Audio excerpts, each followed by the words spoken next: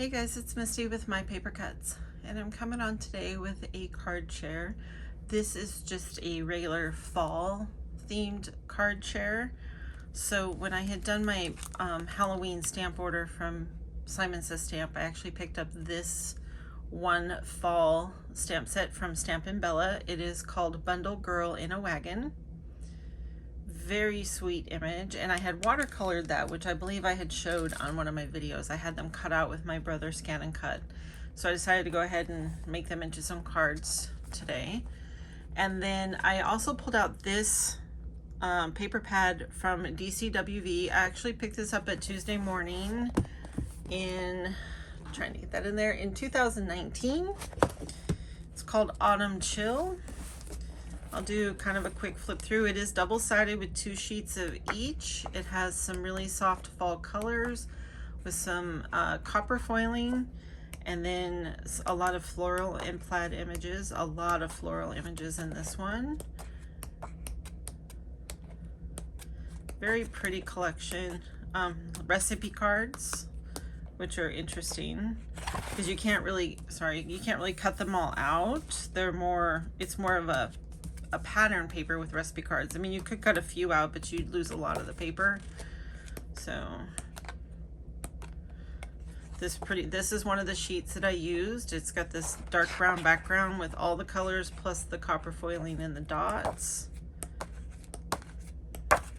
And then I also used this paper here, which is the dark green sweater. There's some cut aparts, some more florals, and then some larger cut aparts.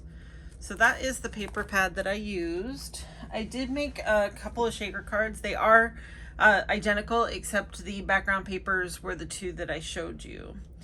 So I'll go ahead and bring them in so you can start taking a gander at them. So this is the cards. They are shakers. So I'll go over all of that. So in the background here of the frame is either one of the pattern papers that I chose.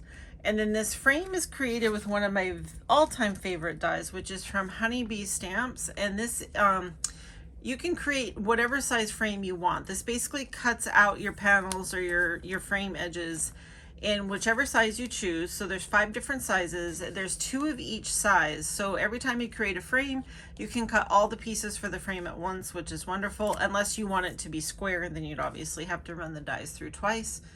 But it's really nice because it has the 45-degree angles and it puts in that wonderful wood grain embossing detail. So I used this size here, which is the 3rd from the smallest, and then the 2 smallest ones. So it created a 3.5 by 5 frame. So I cut the pieces in brown cardstock, inked them up a little bit with walnut stain distress ink, and then I splattered them with these 2 colors of Lindy sprays. These are both Moonshadow Mists, and they do have a brown base basically, but then they have these colors of mica in them.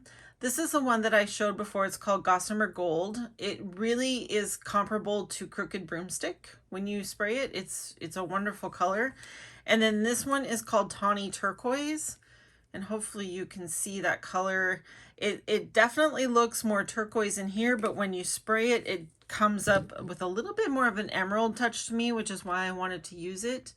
But the frames are splattered in both of those colors. I just pulled the sprayer out and tapped the little tube on it. Just tapped that to get some actual splatters instead of using a brush or anything.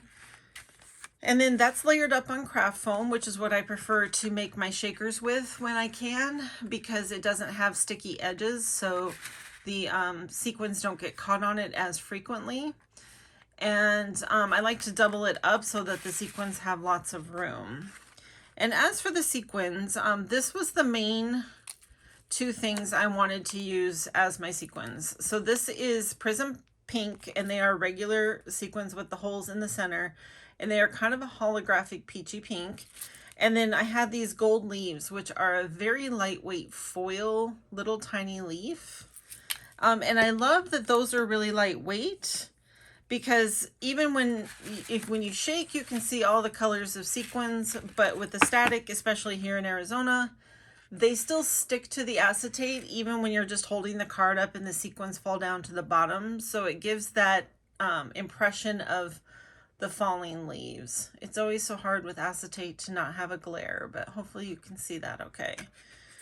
So, and then to mix in some green, I also had this sequin mix from Tuesday Morning. This one was called C. And it was funny because I just started happily tossing in a bunch of these because I thought all the colors went with the colors in the paper. And I forgot there's actual, I think you can see it there, there's seashells in there. So I had to go back with my tweezers and make sure I didn't leave any seashells in my fall cards. But I definitely got the green and gold that I wanted to be mixed in with my shaker mix.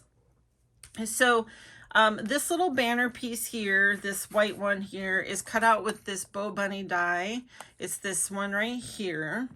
And the sentiment on there is from this little mini set that I got, I think it was last year or the year before.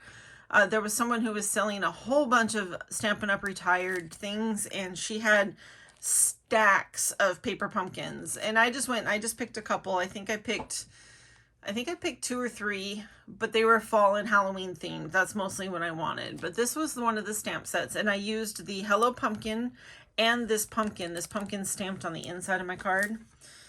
So that is stamped on there, and that is just in a dark brown ink. It's actually VersaFine Clair Pinecone. Very dark brown ink. And then I just made a fishtail banner, and what I did was I took the polka dot scraps and cut a fishtail banner for the green cards, and then did vice versa. So they're just hand cut little fishtail banners. And then this banner here is cut from this background paper, which is also from the collection. And I cut that with this die set here from Eileen Hall and Sizzix. I think this one's pretty old. I got this mostly for these 2 items. I really wanted this star banner, but so I used that to cut just kind of to lighten up the front, because the backgrounds are so dark that it is, it was kind of getting lost with this being the only light thing on the card. So, and then the whole shaker is layered on some of the basic kind of peach colored patterns from the paper pad. And then inside the card, I just did a banner from the matching paper from the front, and then stamped the pumpkin with Spiced Marmalade Oxide Distress ink. I love the way the oxide inks stamp. It's just enough pigment to dry really fast, but still have a nice stamp effect. So that is my card share for today. Just moving some stuff out of the way. I did make 8 because I had colored 8 of those images, so I did 4 in each color. That's kind of what I end up doing. I do end up with a little bit of scrap from a 12 by 12, but like I said, I use it to cut other little elements. And honestly, I have so much paper. Once I've done that, I don't mind throwing the rest of those scraps away. I don't find the need to do a thing where I use every single scrap of a piece of paper anymore. I have more than enough paper. I make sure I recycle it, and that is fine by me. So thanks for stopping by. I hope you enjoyed, and I'll see you on the next one. Bye-bye.